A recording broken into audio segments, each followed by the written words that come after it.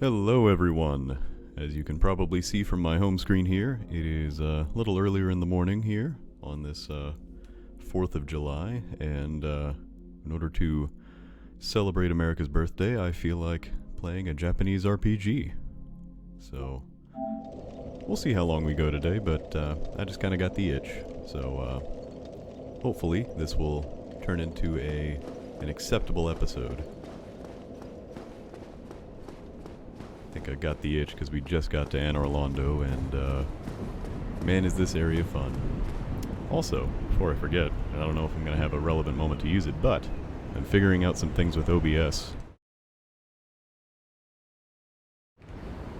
Back and forth, which is kind of cool. Uncovering new technologies and all of that. Speaking of new technologies, we got a giant marble elevator here. Is only the first of some cool architectural marvels that we're gonna have to deal with on the way through Anor Londo. We've also got a familiar face greeting us here.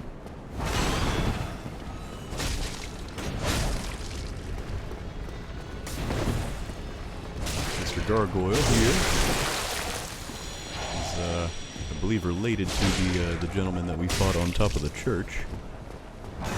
Just again a cool thematic consistency. Gargoyles were guarding the first Bell of Awakening, and we find a few more here in the City of the Gods. And it's another kind of cool, how do you say, maybe a progress marker in this game is enemies you fight as bosses at certain points will sometimes return as regular enemies. So we had a much easier time dealing with him than we did his two brothers on top of the roof, because we are just that much stronger now. But yeah, did a little bit of rolling around just now, because if it was not clear, the path ahead of us is, how do you say, done right here. There's not a whole lot else we can do at the moment going this direction. So, yeah, we're gonna have to find another way to progress through Anor Londo. You can see there's a doorway down there, which is enticing. But beyond that, there's just a little bit of platforming we can do right here. I see a staircase running up there that I went up a moment ago. You can just kind of drop down here. If you follow the stairs, I think I may have gone the right way. Maybe not. We'll see. Ah, I did not. But coming around the other side,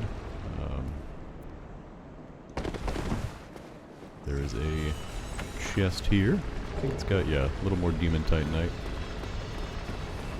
Sometimes I forget what's in the chests before I loot them. So for me, in this playthrough, demon titanite is not the most necessary item, but I like to be completionist on some areas.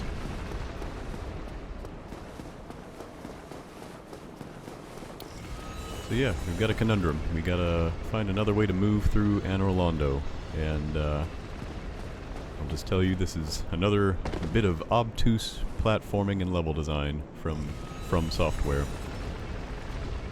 We've got a support column here for the cathedral next to us, and what we're going to do is just take a walk. Take a walk up this little ramp here, which you might not think to do if this is your first time in the area, especially because this resembles what would be a secret or Easter egg in other games. This is just the way forward. Gotta make sure you don't flop off the ledge there, because there is no coming back from that. But once you get here, you find there is a broken window, which is not just a convenient video game thing. There's actually a reason this window was broken, which we might get to the reason for that here in a bit. We've also got some interlopers in here. We're not too happy about us getting in here. They also like to throw projectiles. Be very speedy and annoying. But we are strong. These guys are painting guardians, which, if they had dropped some items, might have told us that, but I'll give you that one for free. So yeah, this giant room we have new enemies called painting guardians, and we have a little bit more Sin's Fortress-esque platforming as well. So we're just going to take it nice and slow through here, because this is an area that I have been known to die in. And of course, because this game is not kind, you've got enemies throwing projectiles at us again.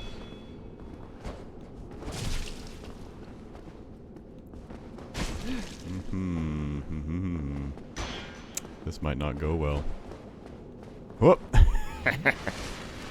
Luckily enough, gravity is a cruel mistress who does not discriminate. So we can actually make our way a little bit forward here. And a little pro tip for later on, got this lovely chandelier that has a an item on it, and we can just ensure that we will receive that item a little bit later. I guess the sound isn't quite calibrated on that, so we're gonna have to just assume that there was a loud, thunderous crash when that fell down, because otherwise it was just eerily silent. But you know, no game is perfect.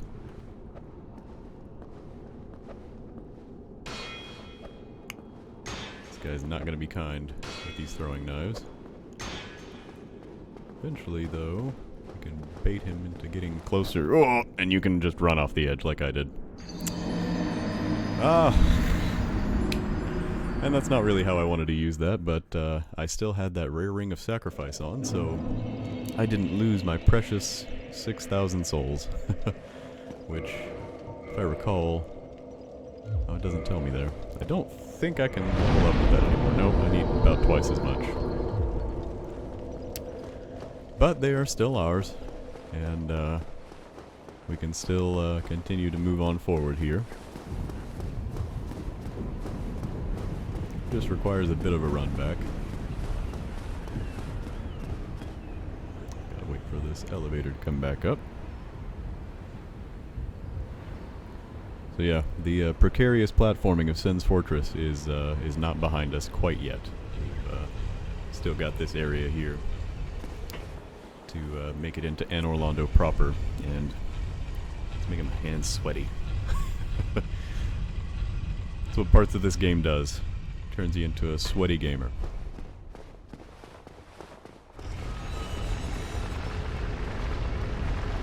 But we know where we're going, and blessedly, our gargoyle friend does not respawn upon our death.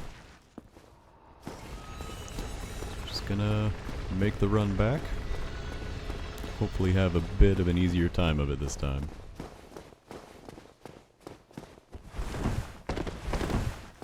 There is something I have not tried in this area before, because I've never had the requisite miracle for it, but there is a miracle in this game called Emit Force, I believe. Oh, I've got some throwing knives. There's a miracle called Emit Force that doesn't do damage, but just lets you basically bounce enemies off of you. It's a little bit like a force push from Star Wars or something like that. And I know that it could be used to great effect on these rafters to get the painting guardians out of your way. But I don't have that miracle, and I probably don't have the faith to use it yet, if I did have it. So we're just gonna have to do this the old-fashioned way, by hopefully not dying ourselves.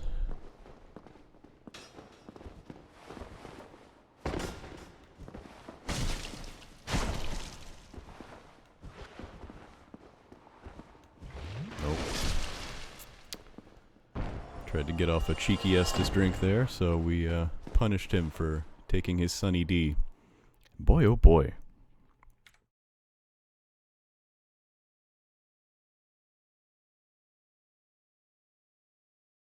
Controller. It's probably a little bit too much information for some people, but it is certainly a real thing.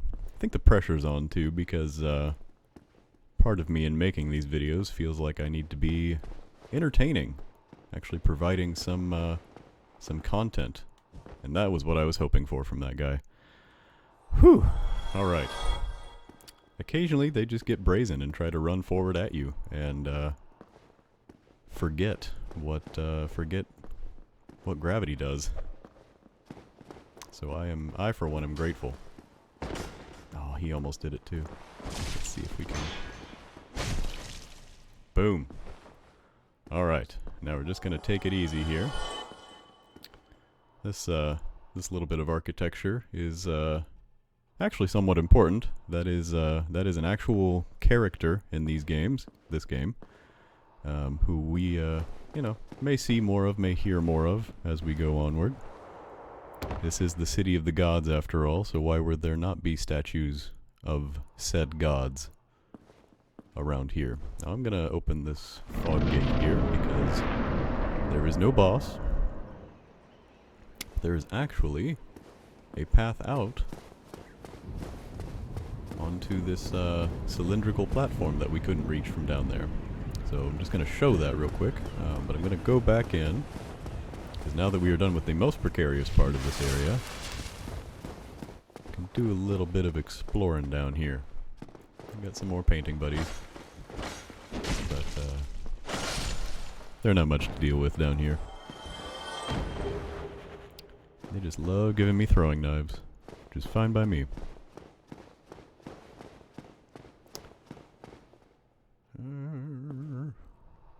Did I go the wrong way? I feel a bit like Siegmeyer sometimes when I'm re-exploring these areas. I get to something I don't quite remember and all I got is ho ho. Ah, no, I remember. I'm gonna... Hopefully not. Nope, I biffed it. Wow.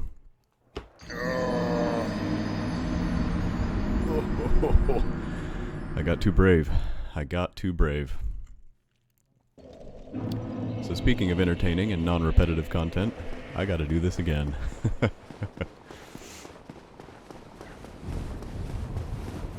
Yep, I made poor choices there.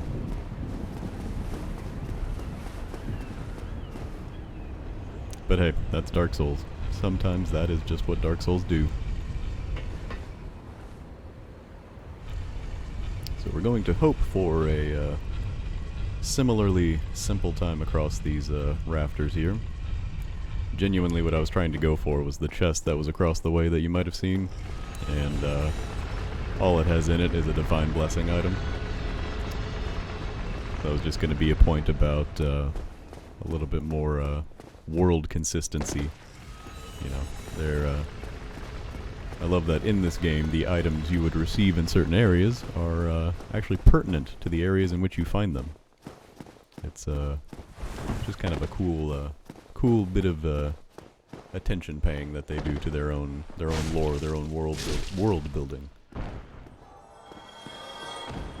So if I make it across here, I'm probably actually not going to try and go for that, but you can make that jump and walk across that little platform to the other side and make another jump.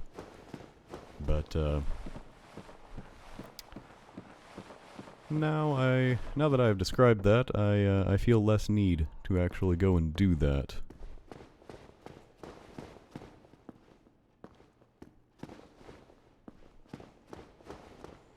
So yeah, in spite of everything that Sin's Fortress was, this is probably the sweatiest part of this game for me.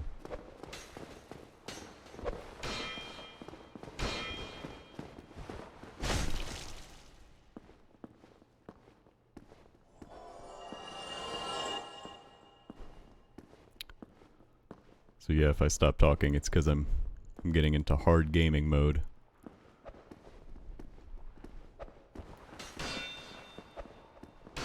Now players will require complete silence from the audience as they set up some very difficult moves here. That cheeky boy.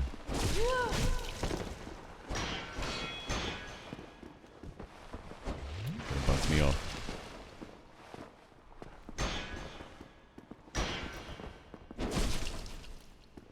Okay. That took longer than I wanted it to, but we are almost there.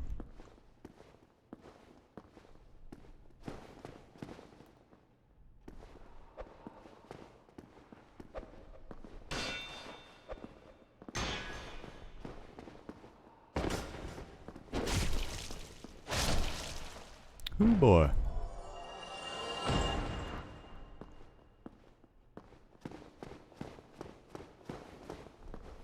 Alright. As I said, now that we've made it back here, I'm going to do what I should have done earlier.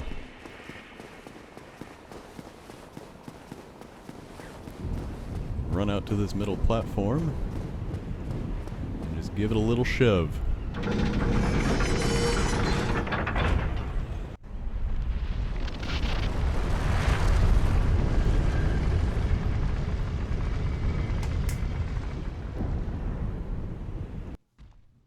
Alright. So we are rewarded with another friend, but we are blessedly no longer on any sort of rafter. I will, however, get smashed into the ground regardless. Oh boy, man.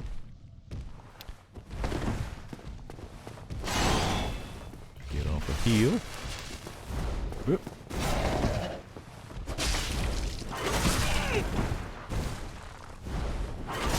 Okay, wow. He hits hard. Well, regardless, we have done what we initially set out to do by tackling the rafters, and that is by lowering that platform. We have a direct way forward into Anor Londo. So once we deal with this this gargoyle boy, we will be well on our way to probably an even worse platforming section. Honestly, this is certainly an area where true gamers are made. And it's a hilarious juxtaposition sometimes, because this is probably the most visually stunning area in Dark Souls up to this point. So you get here feeling exhilaration, feeling rewarded for all of your efforts in the the grimy underworld of Sen's Fortress and the Undead Parish and Darkroot and all of that. And then this is probably one of the trolliest areas in the whole game, next to Blighttown.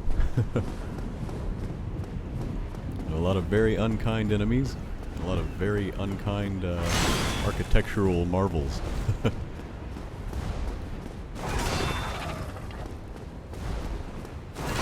playing very defensive right now. I need to...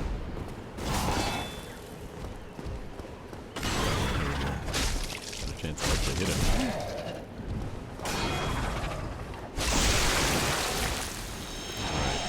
Lack of tail helps me. Get off a heel.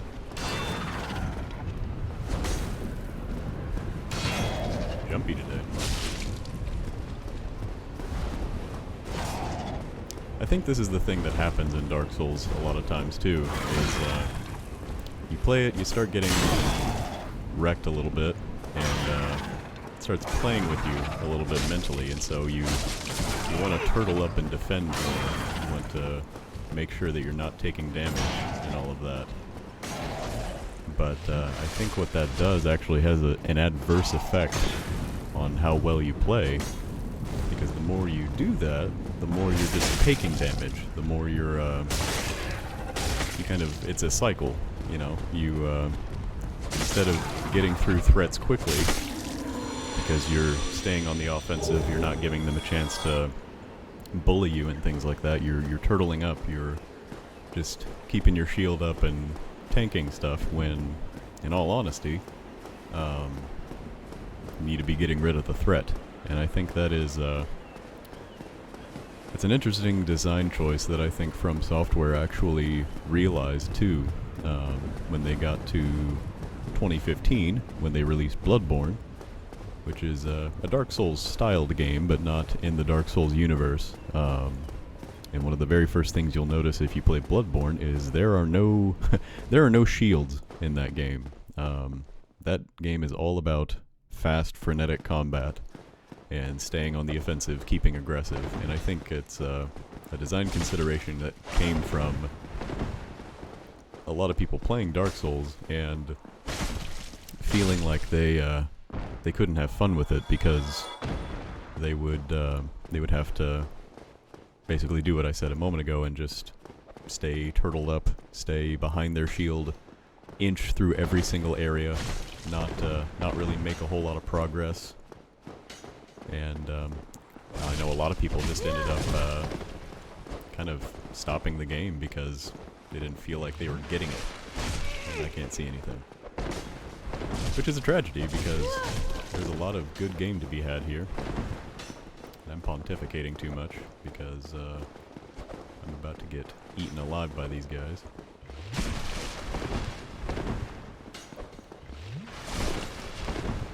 I aggroed too many of them at the same time. I'm probably going to keep doing that if I keep running around like this.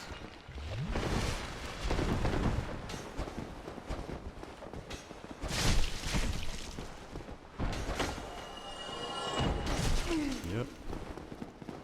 Okay. Oh, wow. Alright. I'm gonna go for one more item here. I was down there for a reason. That was the bottom of the cathedral that we made it to earlier. Take a sip of coffee. Hopefully improve my gaming.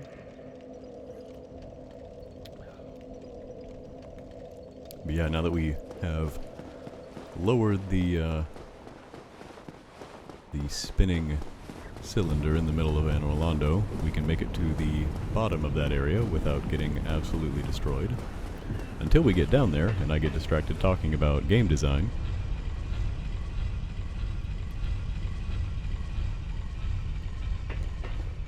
Anyway, long story short, there is a set of items down there that I would like to receive.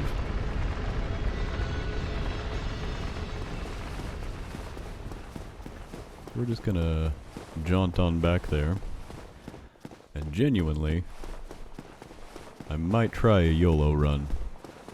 Just get the item and get out. Which may not be as viscerally satisfying, but I would like to actually get there. So yeah, we have obviously more painting guardians down here, who are not very kind. But, you know, by the same token, this guy thinks he's cool.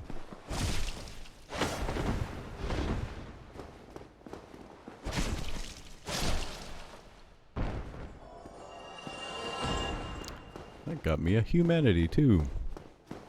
On a very rare occasion, you will see enemies that you kill drop humanity. It's not often, but it's a nice little treat for, you know, and I'm actually not sure what causes that to trigger. Might need to look that up at some point. But because I'm not being silly, I can actually run across here without triggering too many of these guys.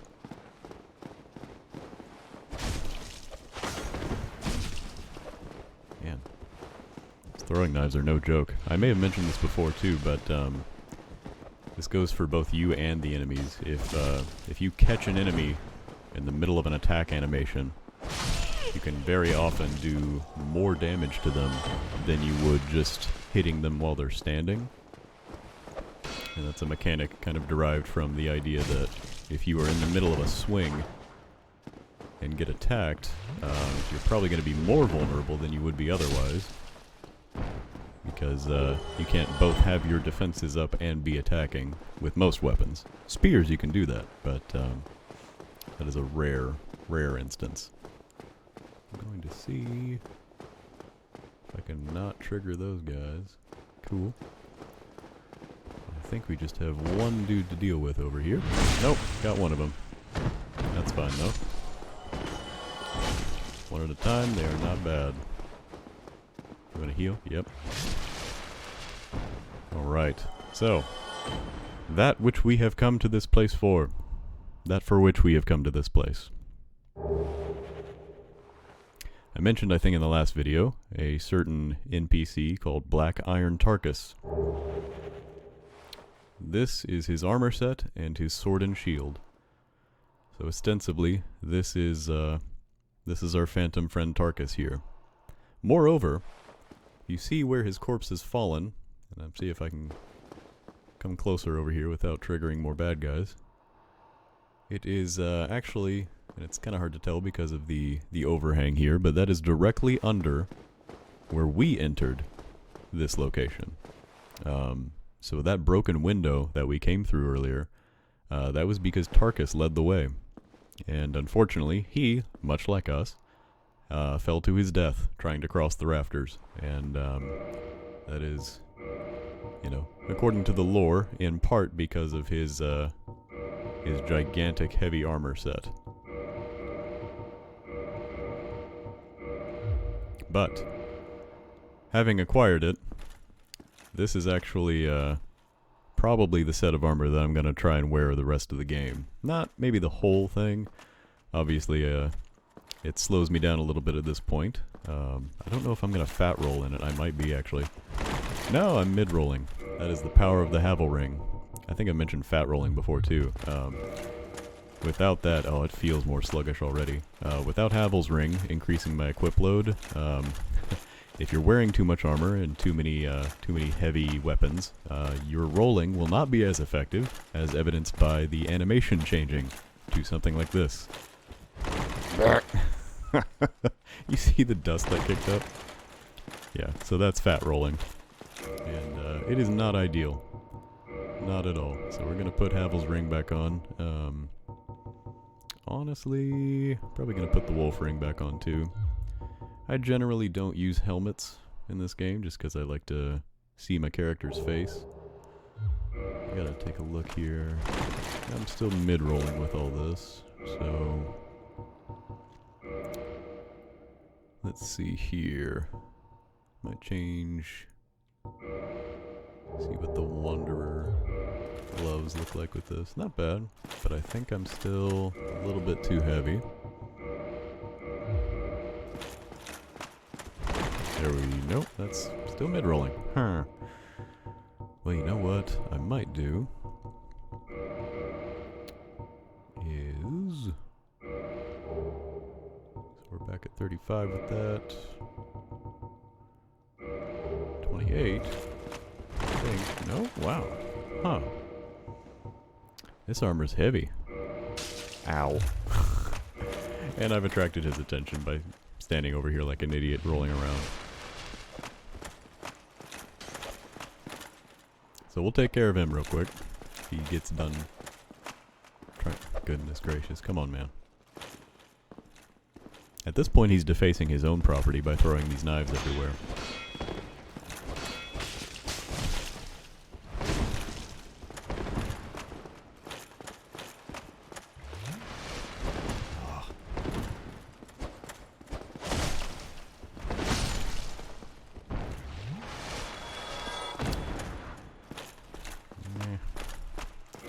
Second.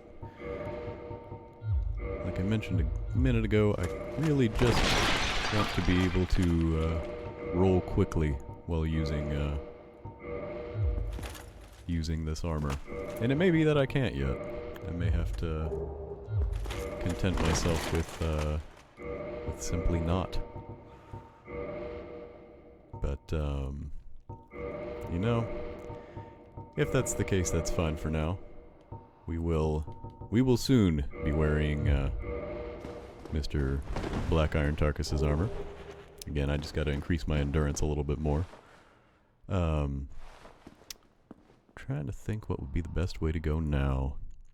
If you may have noticed, there is a giant painting hung in this room, so it makes sense that it is being guarded by painting guardians. I'd like to remind our audience here that when we went back to the Undead Asylum, we found a peculiar doll, which was owned by an abomination who had no place in this world, who clutched this doll tightly and eventually was drawn into a cold and lonely painted world. That is not insignificant for the painting that we are looking at right now. And I think I'll leave that as a preview of coming attractions. And for now, we'll continue a little bit forward into Anor Londo itself. So we'll be able to come back to that.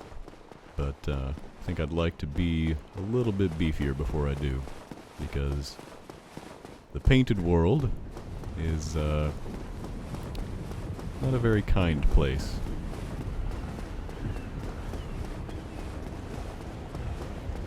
Plus, at the very least, I'd like to be able to demonstrate what is probably the unkindest gauntlet in this entire game. So yeah, we are up at the main cathedral though, which feels like an accomplishment. Obviously the front door is going to be closed. They're not just going to let any riffraff in there. And let's be honest, we look pretty riffraffy at the moment. We got more of these brass guards. Ooh, gonna hamstring me. But I'm just gonna keep rolling. And we got some demons, which significantly are the kind that brought us to Anor Londo. So we got more of them hanging out now. These are much less kind than their brethren who brought us here. But that's okay. Oof. And more than that, we have some archers firing some very large arrows at us. Remember what I said about unkind gauntlets? This is it. And this is genuinely probably the most patented way to get through this area. I know I am genuinely speedrunning this at the moment. Oh.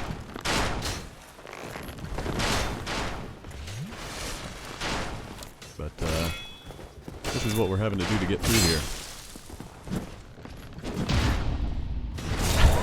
I can't see a thing. I'm gonna parry this guy, and I can't get around him yet.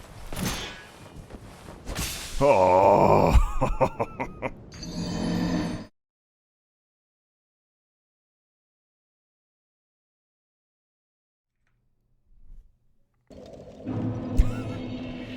Anyway. That's about all the time I have at the moment.